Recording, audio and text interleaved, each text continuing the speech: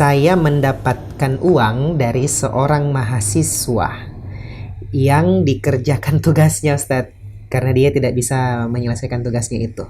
Otomatis kan si mahasiswa ini istilahnya berbohong nih, Ustadz, sama dosennya ini, Ustadz. Ya. Karena bukan hasil pekerjaannya sendiri. Lalu uang yang saya dapatkan dari mahasiswa ini hukumnya seperti apa, Ustadz?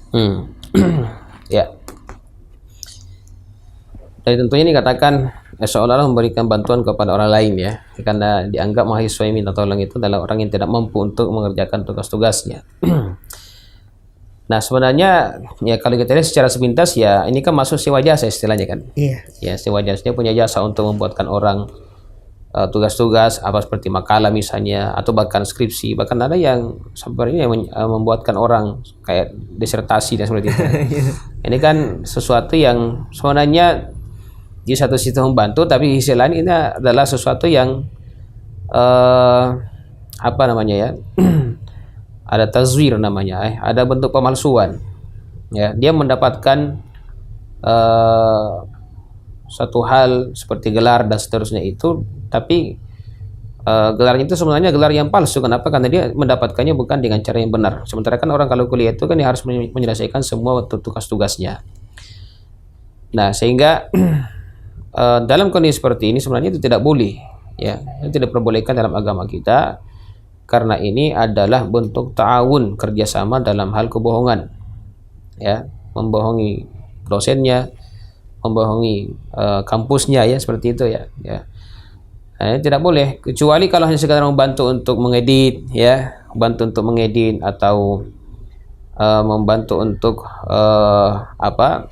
memperbaiki supaya sesuai dengan panduan KTI misalnya ya, dan ketika kuliah, nah, itu kan tidak masalah ya, tapi bahan-bahannya itu atau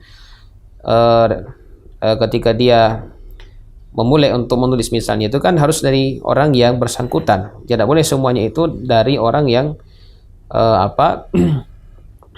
orang yang menawarkan jasa seperti itu ya, ini tidak boleh. Ya, karena ini semuanya adalah bentuk ta'awun. Ya, apalagi kalau jika sebagai itu sebagai bentuk bisnis. Ya, ada yang sengaja misalnya membuat sebuah bisnis, memberikan bantuan kepada orang-orang yang masih kuliah untuk jasa pembuatan makalah, pembuatan skripsi, pembuatan tesis atau bahkan disertasi dan seterusnya.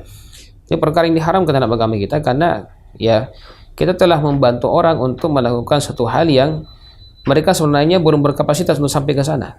Ya, bayangkan misalnya kalau ada orang yang menjadi dokter, tapi sebenarnya dia tidak mampu untuk membuat sebuah disertasi. Ini kan sesuatu yang menunjukkan bahwasanya dia sebenarnya belum pantas untuk menyandang gelar dokter tersebut. Ya, sehingga yang seperti ini kadang merusak. Ya, dia tidak punya kapabilitas untuk sampai ke sana, tapi karena gelarnya sudah terlalu tinggi, ya akhirnya dia banyak merusak masyarakat, karena pemahaman masyarakat yang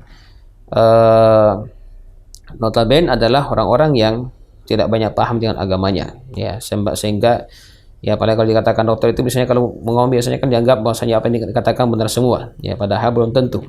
Nah, seperti itu. Dan sekali lagi hendaknya seperti ini dihindari, ya, dihindari. Nah, sekarang bagaimana hukumnya? Karena sudah terima dananya itu, ya, terima uangnya itu. Ketika dia membantu orang melakukan hal yang semacam itu, ya, maka kita mengatakan bahwasanya kalau memungkinkan dia kembalikan, ya kembalikan kepada orang yang memberikannya itu. Nah, seperti itu. Atau kalau tidak, ya dia berupaya untuk mensedekahkan ya kepada orang yang